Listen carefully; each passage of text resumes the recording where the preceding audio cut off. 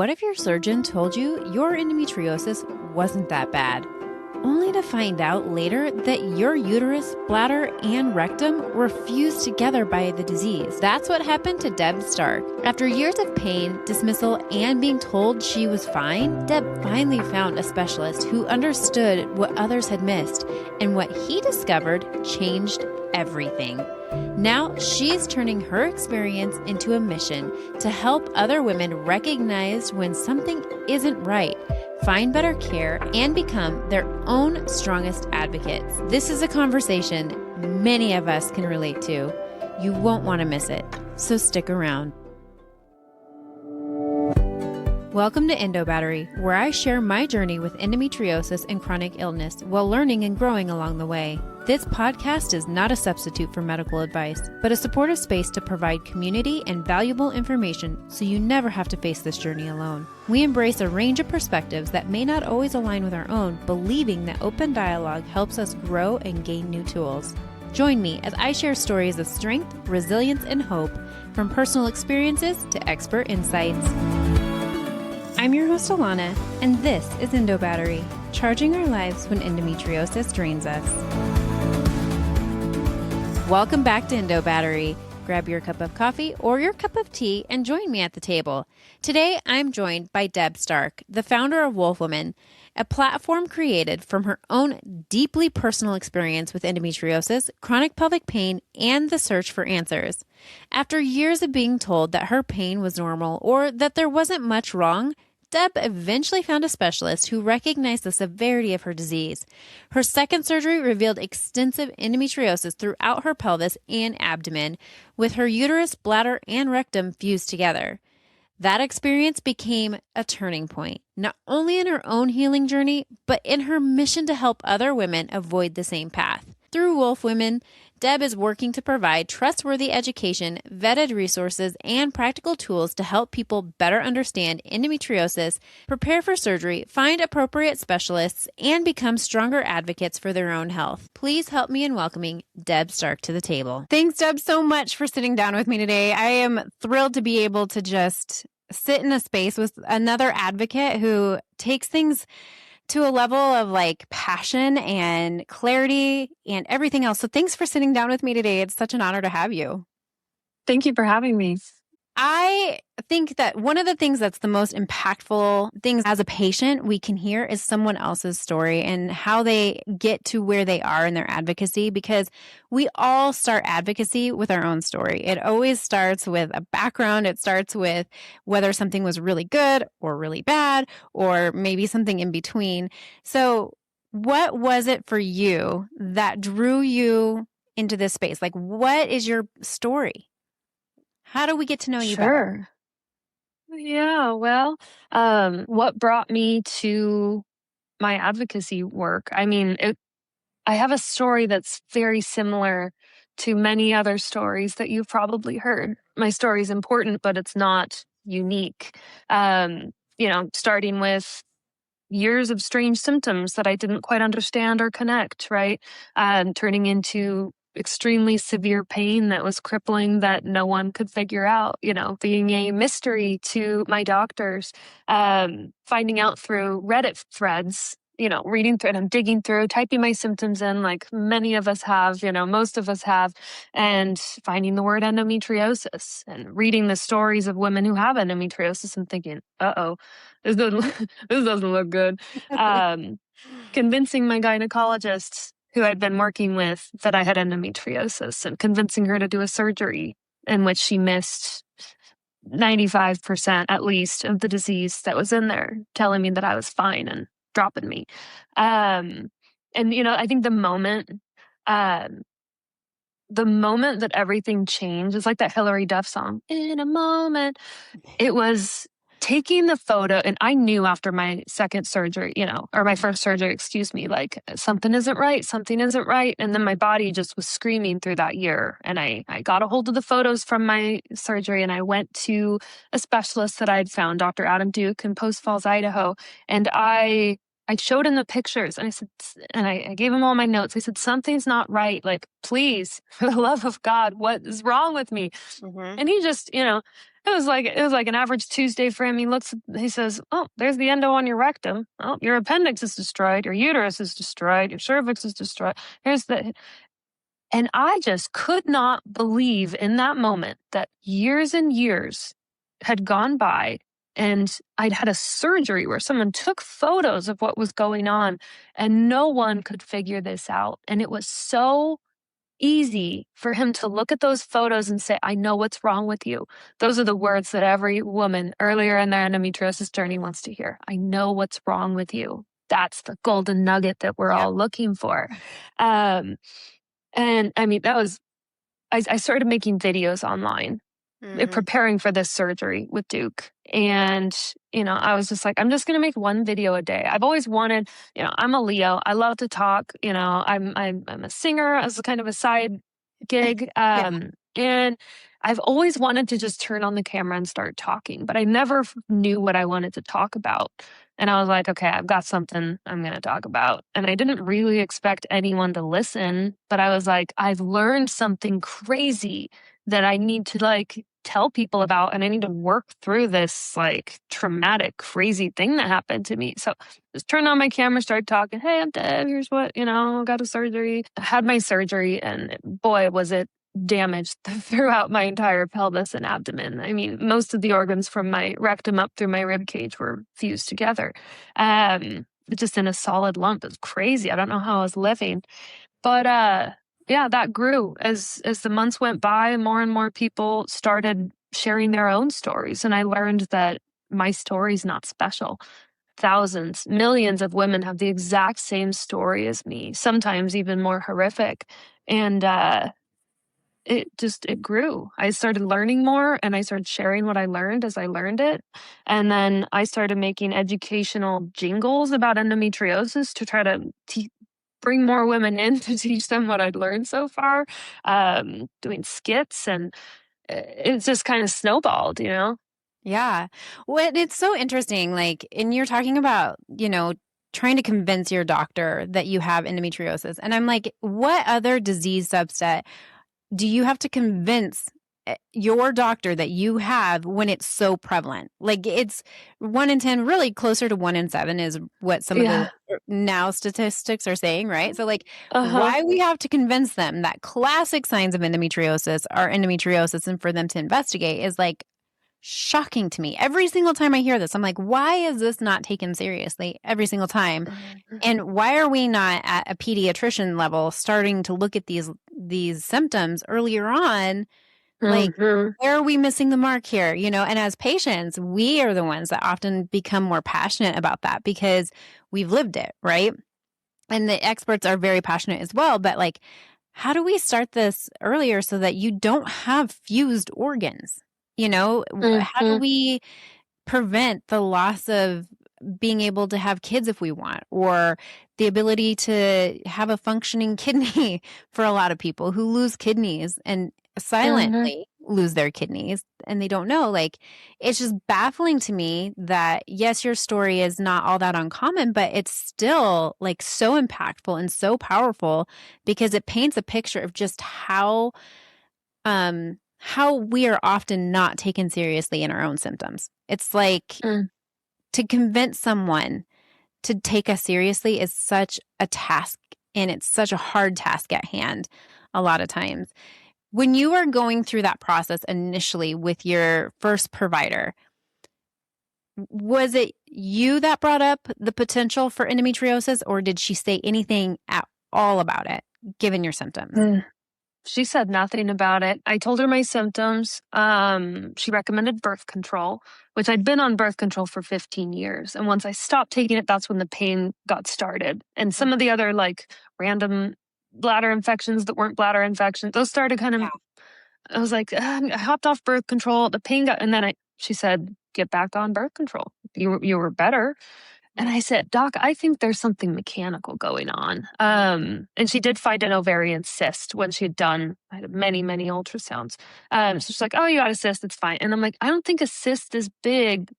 I don't think that's the problem, Doc. There's something going on in there. She said I was a mystery. I refused the birth control. She suggested medical menopause. And I said, I don't think that solves a mechanical problem either. I'm no doctor, but my Yeah. instincts are telling me that no pill is going to make whatever's happening go away. And she had a big list of supplements. I mean, I found it on the Reddit threads, and I said, "Hey, what do you think about endometriosis?" She said, "I don't know. Your periods doesn't sound like your periods are that heavy." And I'm like, "I don't know, doc. I've been doing all this reading, and and it's the classic, like, oh, you better stay off of WebMD, stay off of Reddit." And I'm like, "No, Reddit saved my life, dude." Yeah. Like, um, yeah. Sorry, that was a long answer, but that was a No, journey. it's true. Like, it's sad that we have to, as patients, be the ones to be the investigator and really Mm-hmm. dig into what's going on.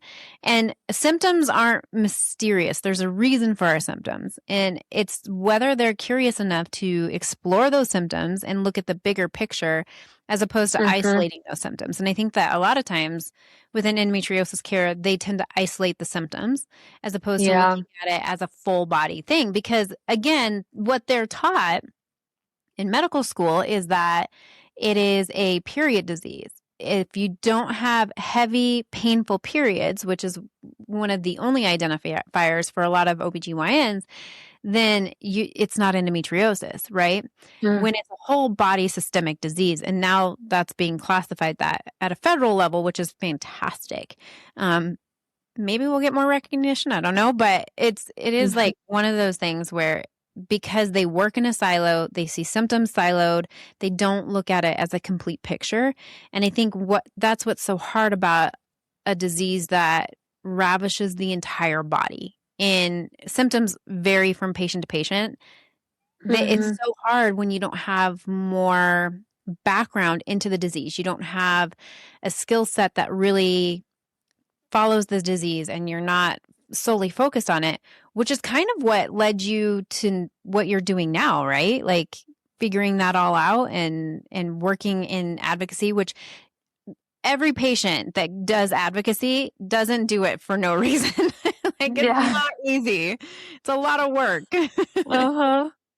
Yeah, it really is. It's been really crazy as I learn, right? And it's been a few years of late nights up, digging through, reading research papers, asking ChatGPT, what does this word mean, and how might it relate to me, and putting these maps together in my brain and my own back end of resources. And, you know, I don't think that you can't just learn about you can't just read like a pamphlet and learn about endometriosis, or have one conversation with a doctor and learn about endometriosis. Mhm. Like the information out there about it is so scattered and fragmented, and there's a lot of opinions baked in Yeah. because some stuff hasn't fully been proved yet. For example, the endometriosis and getting itchy, right? Like for me, that was something that presented where it's like I developed all these random food allergies. My ears itch after I eat. My whole body just itches. Mhm. And then I go see an allergist. Like, oh, you're allergic to everything, or you're allergic to nothing. And for me to go find something online that says endometriosis and itching, they are connected. That's not how I learned that they did have a connection for me. It Mhm. was, what makes you itchy? And it's like, Right. okay, histamines. What causes too many histamines, right? What is endometriosis? Like learning all of the different little like Candyland blocks in between Yeah. them and then going, aha, it's connected, Yep. right? And that's a lot of what I try to do on my page. And, I'll be the first to say I'm not an expert. I'm not a doctor. I didn't even go to college. Yeah. But I'm obsessed with the disease. Some might say it's unhealthy, but hey, you got to get your kick somewhere. Um, so trying to professionally, what I do for work, it has a lot to do with pulling pieces of information from, let's say, lots of different departments, trying to understand bunch of tiny pieces, pull them together into a cohesive document or resource, and to help others learn, hey, here's how our organization operates today. Let's, you know, here Right. it is. And then we memorialize it and it's there. And then anyone curious can read and doesn't have to do that research again. And that's a skill that I'm bringing over into Wulf Women, is like, hey, I've got probably hundreds of examples now of these things that I've like put together by learning what all these experts are saying and saying, hey, what if we condense this into a 60-second video that links to a blog that I wrote? Right. Right. And I think people are gravitating towards it because the amount of work that I have to do to learn what the heck was happening in my body was astronomical, and not everyone has the time or the energy to do that. So for me to try to make it easier to find the information that already exists that's my mission. Yeah, it is hard. Like, as someone who has been in this space for a little while now, and when we just a little backstory was when the nonprofit that I'm a part of, we went to go look for really good resources that we could hand out at shows and hand out to patients walking through endometriosis. Like, what are the signs? What are the symptoms? What is the definition? It was crazy to me that there were no resources that you could print off that was a clear, concise definition with all the informed consent. So surgical methods, ways to help with symptom management, like any of that. It was crazy that we couldn't find any of these resources online. It was very muddy. Like, the whole space was very muddy. It was like you click on this site and it gave you a 6-page synopsis of endometriosis and their viewpoints on it, but it wasn't very concise. It wasn't digestible. Yeah. And it was like, as someone who is exhausted all the time and you are just barely making it day to day, you don't have the energy or time or bandwidth to sit there and read through all this and then decipher exactly what it's trying to say. And then there were a lot of times that the websites would contradict, like the last part of the website would contradict the first part of the website or their descriptions. And so we just sat in space and we're like, we've got to create something similar to you. Like, we need to create something that is more it's more set up for the patient who is going through it, the patient who is walking through some of the hardest, most vulnerable times of their life, to find good, accurate information that's not necessarily fueled by emotion and opinion, but fueled by the accuracy of the studies, by what research is actually saying, while also taking into mind the opinions and stories of the patients, because those do matter. Like, at the end of the day, like, outcomes matter, right? And so when we were putting these papers together, that was one of the things that we realized, is that we don't need long drawn out things. We need very clean, concise, factually accurate things. And I think this space does not have a lot of that, in my opinion. Yeah. Yeah, it's growing. There's more and more, and I don't know if it's just because I'm immersed in the world now and I'm like, oh yeah, there's stuff there. But it seems like the conversation is getting a little bit louder.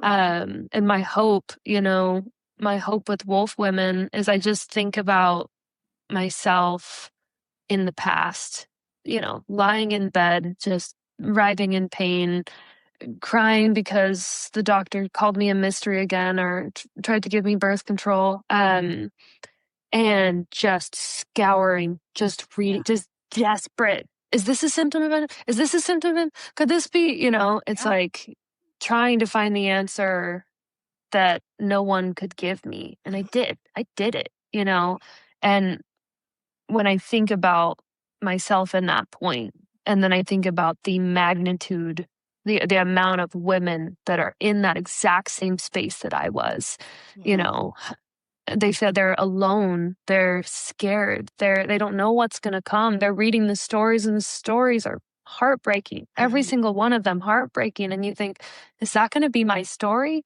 And I know that I might need another surgery someday. Endometriosis can come back. But I look at myself now and I'm like, I'm 11 months post-op. I'm thinking about trying to do a cartwheel.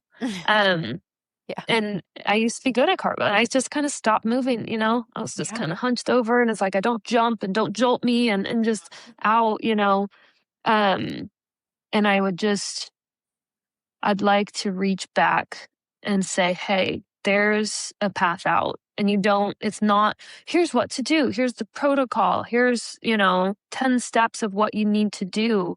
Because it was years for me. It was finding the wrong surgeon, finding the right surgeon, finding, learning so much about the disease that I could call baloney in the doctor's office if I needed to, and be able to spot which doctors actually know what they need to know to help me and which ones don't, and leaving them behind. Figuring out my nutrition, working with EMDR therapy to do my nervous system completely shot. The functional doctor to do the Dutch tests and to understand my nutrients and figure out I have a vitamin D deficiency. Right. I mean, there's so many. Pelvic floor therapy, it is, once you gather the information, then you know enough to make a good decision for yourself. And that's what Wulf Women is about. Not to tell you what to do, but to arm you with the information you need to make the right decisions to hopefully dig out of this hell. Yeah.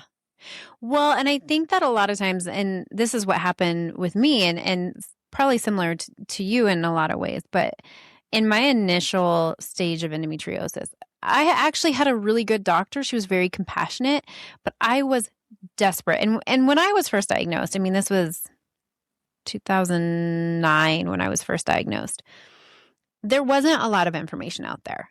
I mean, it was like you could type in endometriosis and very few websites came on, maybe because it was like, the start of the internet, it felt like in that stage of mind, like I felt like that's what it was. I was like, there's nothing on the internet, but I do think like I became so desperate for relief that I was willing to try just about anything. And I think a lot of people with endometriosis get that way, where they're just so desperate that anyone just take me back, try to fix it, try to solve, the pain, try to solve the problem. I'll do anything to get to this point without knowing the long-term ramifications of doing that. And that's where I think like advocacy and using our voice and creating a space that has good, accurate information that does touch on that is so important to give them the full informed consent, because a lot of times you walk into a doctor's office and you don't have that. You have what they know, which is sometimes give or take because medical school doesn't teach it all, right? And so I think playing off of endo patients' desperate need for comfort is so prevalent that we forget that sometimes in the search for comfort, we find more pain. And that's one of the things that I have really tried to avoid, and why I'm doing what I'm doing is so that we don't have to elicit more pain in our stories and trauma and multiple surgeries. And so I think that's similar probably in your story. You just wanted to find comfort. You wanted to find symptom management and relief and figure out what was really going on. And it took a little try or two. Unfortunately, a lot of us have to go through that. Yeah, there's so many folks talking about endometriosis, and there's varying levels of knowledge from the folks sharing information. There's varying reasons that they want to help. Most are very, most people out there just have a bleeding heart and want to help, right? There's some folks that have something to sell that may or may not help. And it's, I found it really challenging to understand who to follow. Like what I wanted was someone to hold my hand and say, this way, go. And I did find some of that in my care team. My surgeon regarding the specific surgery that I needed, right, was a guide for me. My pelvic floor therapy was a guide for me. But I realized I had to become my own guide, because, and that's what all women, that's what you have to do. It forces you to become strong and to say, hey, once you realize that no one knows everything about endometriosis, like I'm obsessed and I've probably barely scratched the surface on what there is to know about endometriosis. But if you can listen to a podcast like yours and listen to other people's stories and some of the wisdom that you've gathered as you've been a part of this world, if you can listen to your surgeon, if you can listen to a pelvic floor therapist, a primary care doctor, all of these different parties, if you listen to people like me sharing what I've learned so far, like and then use those all as tools in your toolbox and resources to guide yourself, because everyone has different goals. Everyone, for some it's fertility. That was not a goal for me. That wasn't important. For some it's symptom management, just wanting to live a normal life. I didn't want that. I said, solve the problem. I want the root of every single problem. So we all have different reasons that we're doing this with a common thread. So to grab onto information and resources, just as extend the arms and sit at the center and make your own decisions with good information. Yeah. That would be my biggest piece of advice. Besides, don't let your gynecologist do your surgery. But yeah. What all of that kind of led to was Wulf Woman. Talk to us a little bit about this, because it is an exciting venture for those on the outside to be able to have a voice to help other women kind of walking through this. Talk to us about how this came about, what you're doing with this, so that we can be on board with you. Yeah. It started with videos, right? Social media, and I'm doing this dance or whatever. I wasn't dancing back then. I was in pain. But I have done a couple. I did one dancing video. It was really embarrassing. Anyways, but more importantly, starting with the videos, and then the way that my brain works, right, is that like I'm getting this information as I learn things. I'll make a video with what I've learned.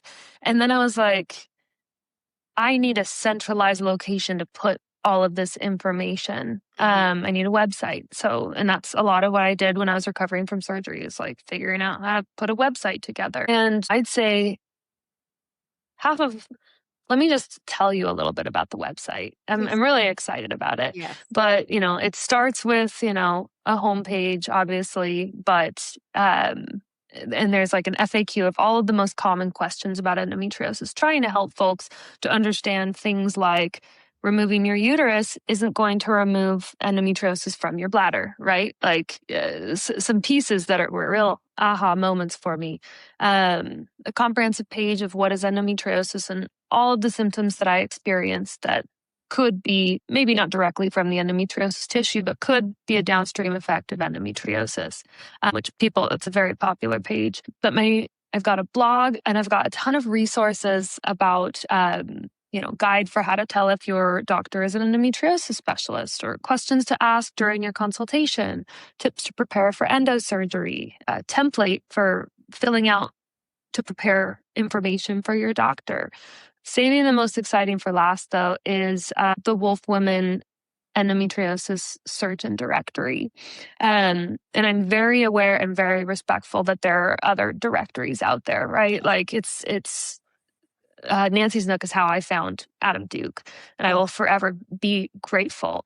But as I kind of gone through that process and then doing all of the research on my surgeon, and then hearing other women talking about, like, how do I know if my surgeon is the right one for me? And I'm like, I can't tell you if it's the right one for you, but here's a way you can research, right? Here's like all these different places you can go look to put a picture together in your brain of, is this the right decision for me? Or how can I choose between these two surgeons?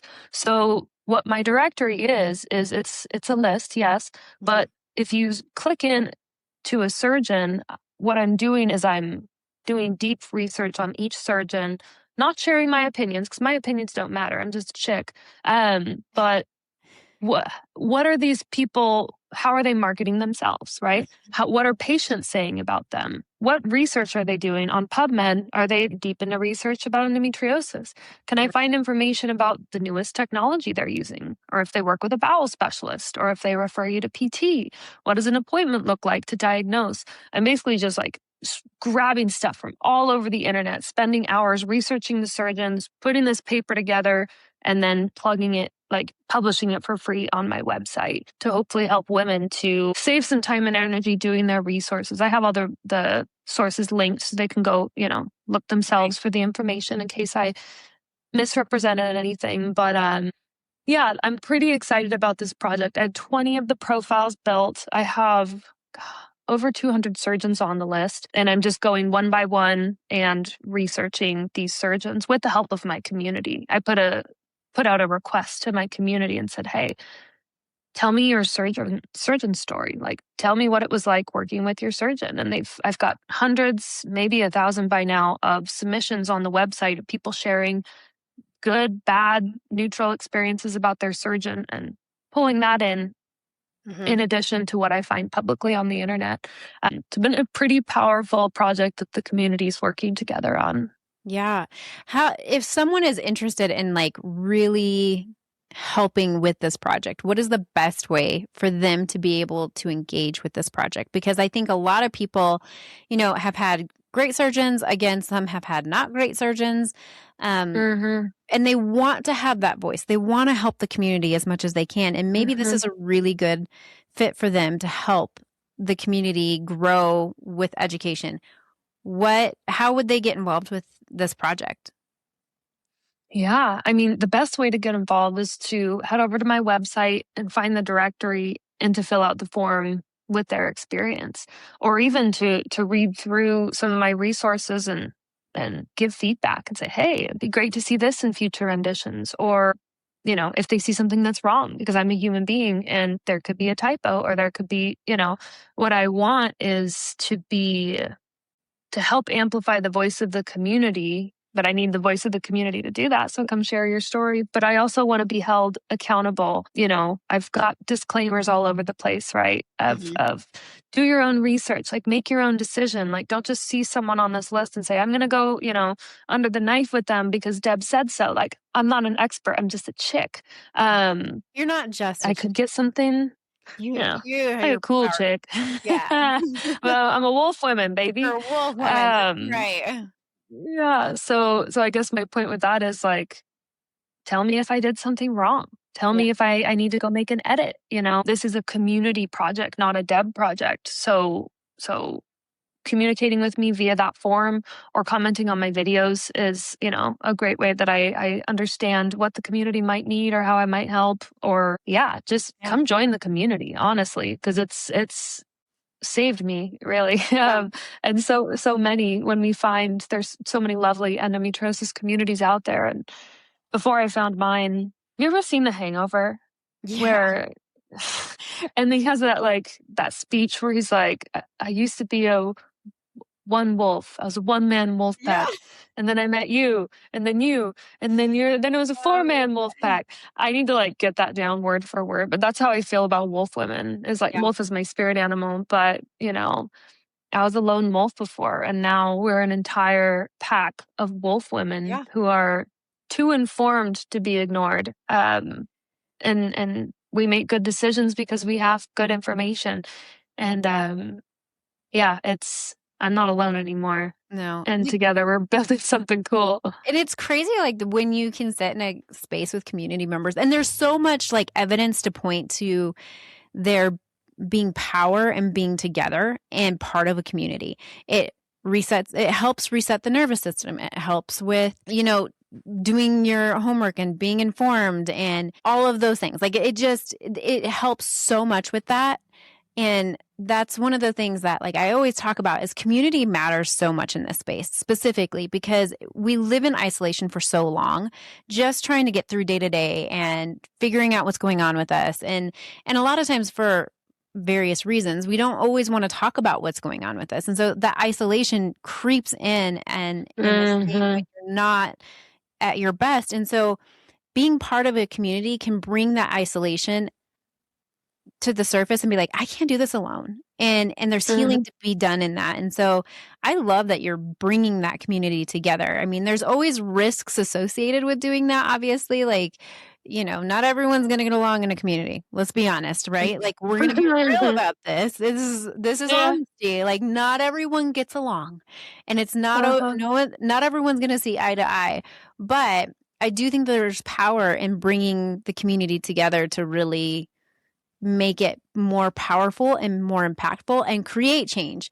Because I think if you ask a lot of the surgeons and the doctors, they're going to tell you a lot of the changes happened because of the advocates, because of the patients, because they're becoming more informed, because they're going before senates and other community members and doctors and saying, we're done with this. Status quo is not good enough for us anymore. And they're inciting this change. And so that's what's so impactful about what you're doing is you're inviting that community to create the change that needs to happen for future generations, which is all we can hope for half the time, right? Like, Yeah. it's that little step and everyone using their skills, gifts, and abilities to create change that makes it better for not only us, but future generations. And as a parent, I appreciate that. Yeah. There's a quote. I don't know if I'll get it exactly right. It's on my website. It's the strength of the pack is the wolf, and the strength of the wolf is the pack, from the Jungle Book. Right. And it's crazy because you think of individuals and then you think of groups, societies, communities, and people feel, or I in the past have felt insignificant, right, in life. I think we all feel like that. We're one of billions, but the pack doesn't exist without each individual person as a part of it. And we're all equally important, and Right. it brings me comfort to be a part of a pack and to realize like my voice matters, Yeah. and together we're a hell of a lot stronger. So true. It's so true. Mm. I just even think about like being part of the nonprofit space and the reason we created that community. And some of these women are some of my closest, dearest friends now because they Mhm. get it. We don't have to justify when we don't feel good. We just don't feel good. Mhm. Like, we don't have Yeah. to feel bad that we can't make something that we had really wanted to do because we aren't in a space to be able to. We don't feel good, something, like you don't have to make an excuse why you don't feel good or why you can't do Mhm. something. We just get it. And there's something Mhm. so freeing and so powerful in that space. Like, it's so freeing to be able to say, I can't right now. My bandwidth is shot. I am overstimulated. I'm in pain. I don't feel good. And then be like, I get it. Say no more. Say no more. Whereas I think with a Gosh. lot of other people and like just even in our inner circle, whether they're friends or family or whatever, we feel like we have to justify the way we feel and why we can't do something. Like, our Mhm. pain isn't enough to not do something. We have to justify how bad it is and why we can't do it a lot of times. Or we feel Yeah. guilty for not being able to do something, so just people that get it, that understand it, I think make a huge difference in our overall quality of life. And I think it just helps our nervous system too, to not constantly be in a fight of like trying to explain things. Yeah, that's been a big part of my journey, all of our journeys, but it's funny because yesterday I was supposed to go out with friends and I canceled. I'd done so much. My nervous system gets so, my pain isn't too bad most days nowadays, but my nervous system is still, I'm dealing with the surgical trauma, right? And the nervous system response that comes with years of chronic pain. Yep. And I've done so many things in a row, social events, that it was like I can feel myself working up to an edge that I don't think is going to be good for me. So Right. I'm learning. I was really proud of myself yesterday, even though I felt really guilty too. It was like an inner turmoil where I'm like, I'm going to decline. Mm, And not because I don't have to wait until I'm crying on the floor because I yep. pushed myself too hard and worked myself into a flare to say no. I can just say no. And I lied in bed and I watched the most heartwarming videos of that guy who mows people's lawns and the old lady, and she's crying. She's so grateful. Oh my God. And, the soldiers coming home to their dogs, and their dogs are so. And I just lay there and I just cried. And then I walked outside and pet my chickens and my goats. And it was like, this is what I needed. Like, I don't need to do what everybody else wants me to do. Like, Mhm. life is hard. I'm chronically ill, and like, Yep. just turn off the brain and enjoy some like serotonin. Yes. And it's also good to have people in your space remind you of that. Like, that it's okay to do Mhm. that. Like, it is okay to not be okay. It is okay to like give yourself grace to step back, take a breath. I think Mhm. that's something that I've really struggled with. I am a workaholic if given the Yeah, same. opportunity.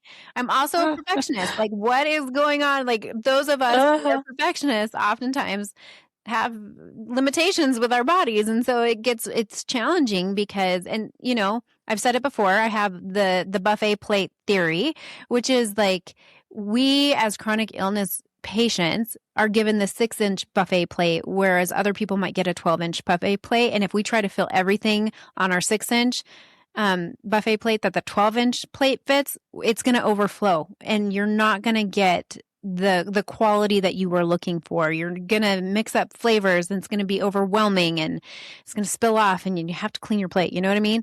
That's kind of That's that a good one. theory of like, we can't take too much on. And it's okay to take little bits here and there and be done with it. And then you can add something else to your plate. But to continue adding when you don't have the space is not helpful. It's overwhelming. And we need Mm-hmm. people in our space who get it, who understand it, who are there to continue to remind us that it's okay to step back and say no. And Mm-hmm. I feel like even in our research to find care, it's okay to step back and say, I need help. I need support. And I think that's what you're doing with Wulf Women, and many other advocates are doing in their own space. But this is such a great way to give reprieve to those walking through the trenches.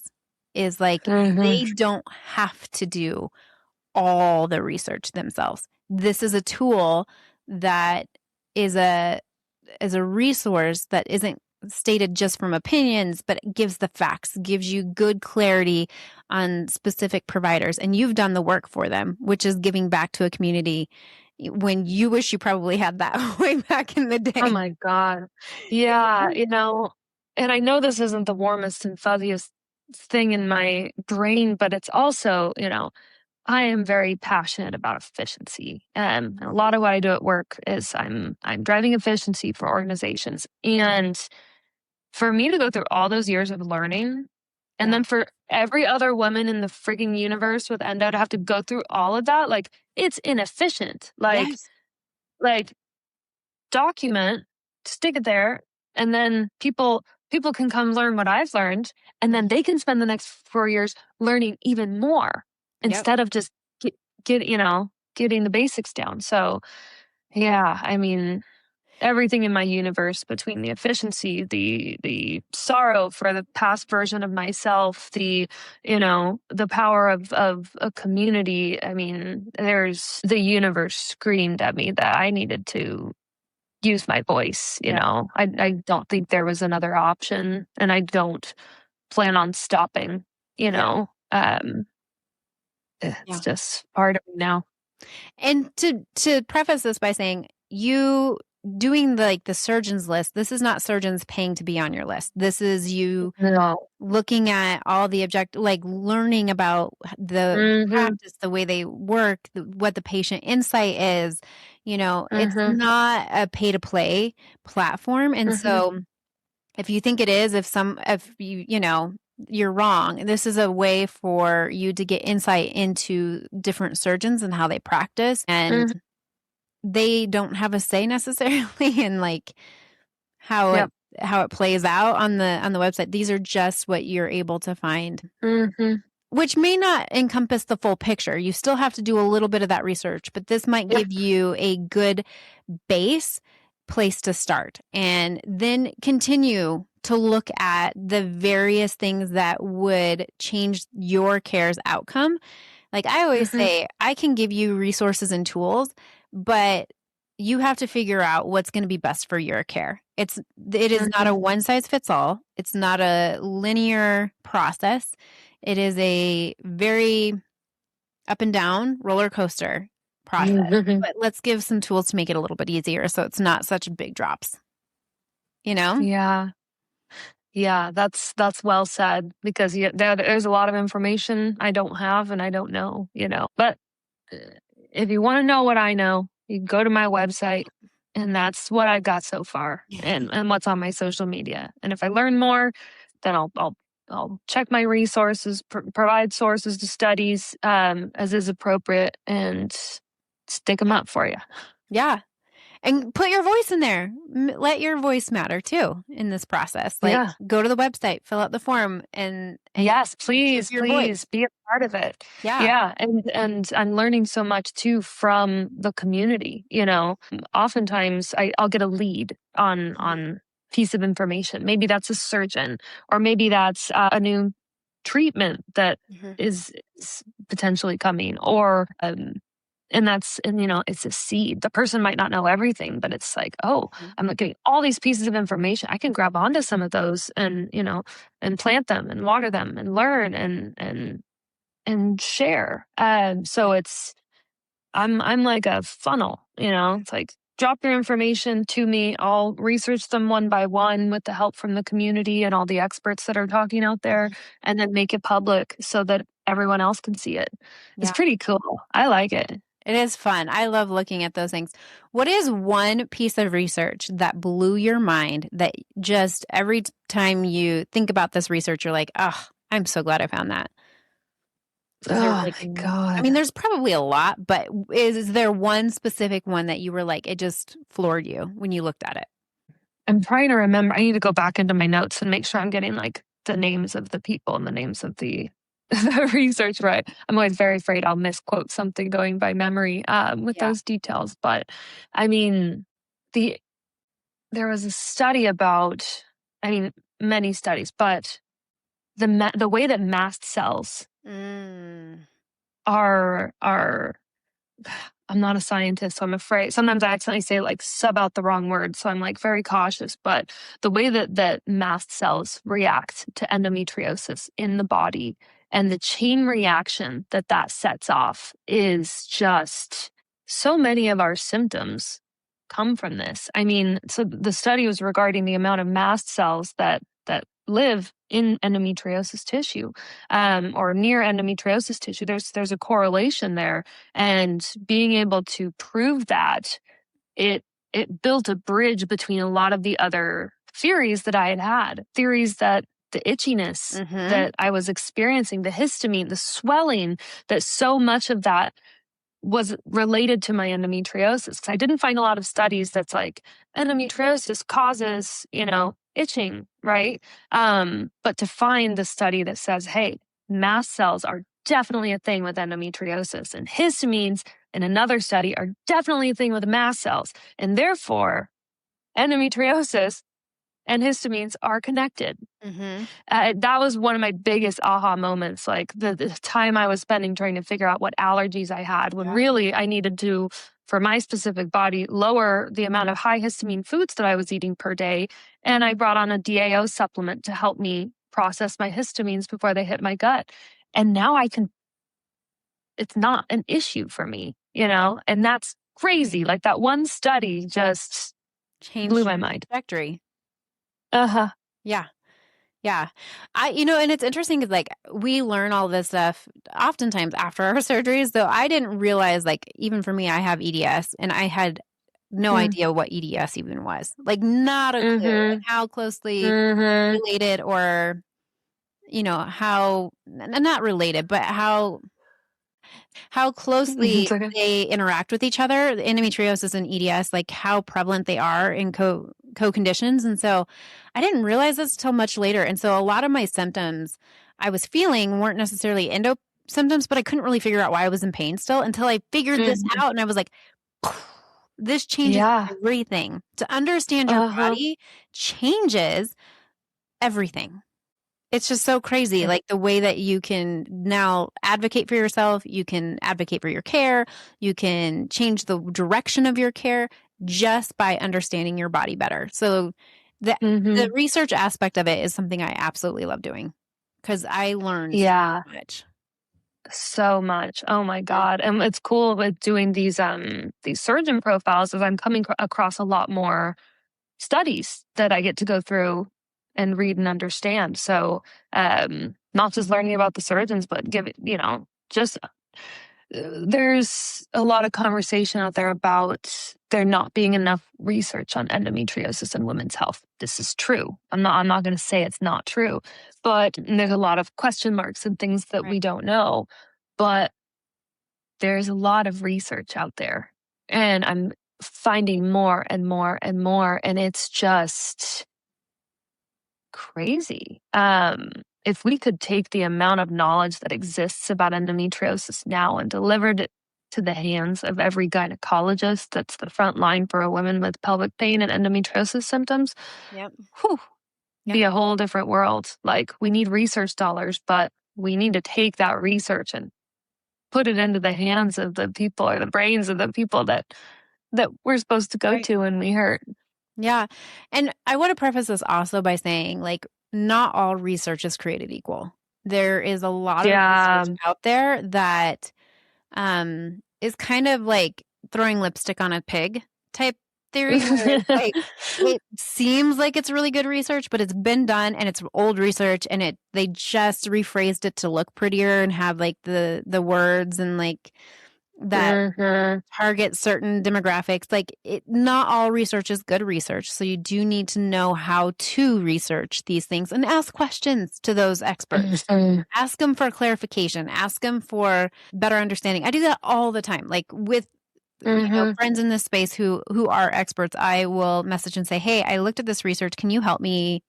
What do you think about this?" Is that often what I say? I say, "What do you think about Mhm. this research?" Or "What do you think about this?"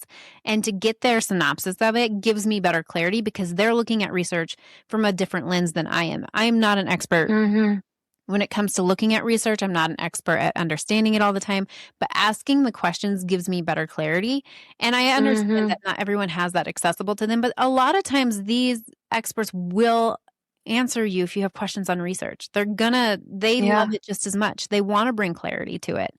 So if Yeah. you DM them or whatever and ask them about it, they're going to give you better clarity on that. So just throwing that out there, they don't want to leave you in the wind either. Like, they're passionate, just as passionate as we are. So, Yeah, that's great advice. It's funny how when I first kind of wanted to get into advocacy, and I was like, what do I do? I don't know, make videos, right? And at some point I just made a list of everyone that I could figure out in my area, like within a few states that had anything that attached to endometriosis in their name. And I just started emailing people. I was like, hey, yeah. here's what I think. Like, what do you think? And I ended up just in the first few months after my surgery, getting connected, I'm like, every couple of weeks I meet with one of the lead researchers at WSU about endometriosis. And I'm like, 6 months or, a year ago, I never would have thought I'd be like on the phone regularly with a researcher from a major college. It's funny because earlier in my journey, I felt like these people were just these like untouchable like entities in the like metaphorical sky, but really they're just people. They're just Yeah. passionate people who have dedicated their lives and careers to solving the same problem that we want to solve from different angles. And like, you email people, they chances are they want to talk. Yeah. Yeah, they're passionate. It's pretty cool. It's really cool. Yeah, they're really passionate. Yeah. It's one of the things that I love most about this community is that they are so passionate. It's not like you're seeing someone that's just doing it just to make a paycheck, because a lot of them don't always make a big paycheck. Like, that's the Yeah. shocking thing people don't understand, is like they're not like millionaires. I mean, there are some, I'm sure, but like a lot of them are just wanting to do right by their patients. And so Mhm. I think they always want to give the best information they can to Mm. patients going through this, knowing that it's so hard for us to navigate as is, and with the information out there, and a lot of information that's a, a little hard to decipher and weed through. And so I think a lot of them are willing to do that. But what is something that you feel in your bones you are just so hopeful for? I am so hopeful for, in 10 years, if every woman knew, no, I don't know everything, but if every woman knew as much as I know about endometriosis, then it would change the world for us. If I would have known 4 years ago what I know now, I might have spared some organs, some severe trauma, tens of $1,000s in medical bills. My bladder and my bowels might not be permanently damaged. That is, that's my goal. That's my hope, is that so many women know so much about the disease and that we can get that education into the hands of the right people that can help. That, there's a million ways to tackle this problem, but if we can get the right people, the right information, then we can save lives. There's hope. It's like for so many of us, there's no hope. And we're just, once you look into the eyes of the beast of the thought that you are going to be lying in bed in pain forever and no one understands and no one's going to be able to solve it for you, that is a dark eye to look into, but to educate that there's another side of that, they found what was wrong with me. They removed what was wrong with me. I figured out that between the surgery and all of the different therapies and the diet and the supplements, like I'm going to do my first cartwheel in years. Like I'm going to do it. And I'm hopeful that not only will people have the information to fight for themselves, but they'll have the information to know that there is light on the other side, and it might not be perfect, and you might still pee funny, and you might, you might have issues with all kinds of things, but like life is worth living, and people need to know that. Absolutely. Absolutely. Deb, it has been such an honor to sit with you. And I love sitting with other advocates. It fuels me, it inspires me, and it just continues to reiterate why we do what we do. And sometimes I think it can be very tiring, and advocacy can be isolating at times. And so to sit in space with other advocates and other people who just get it, like we said, makes such a big difference. And it continues to inspire me to keep going, even when I'm tired and life gets hard. Too. Like, this community is such a great community to be a part of. And I'm thrilled that I got the chance to sit down with you and to talk to you more and learn from you and to feel the energy that you have giving into this community. It inspires me. So thank you for taking the time to do that, because it's been so fun for me. Oh my gosh, me too. Thank you for your kind words, and thank you so much for having me. I think it's wonderful that you are bringing so many voices together. Yeah, I really appreciate you letting me be a part of it. Yeah, I would welcome you back anytime. I'm excited to see where Wulf Woman goes. I'm excited to see where the surgeon list goes.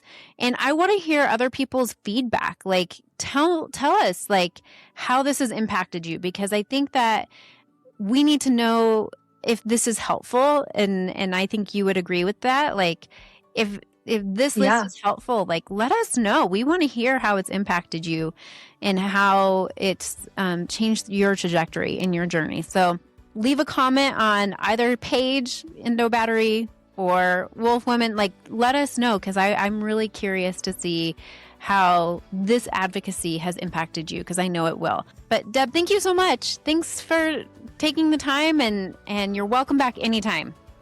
Anytime. Thank you so much. I'm looking forward to it. Yes. Until next time, everyone, continue advocating for you and for others.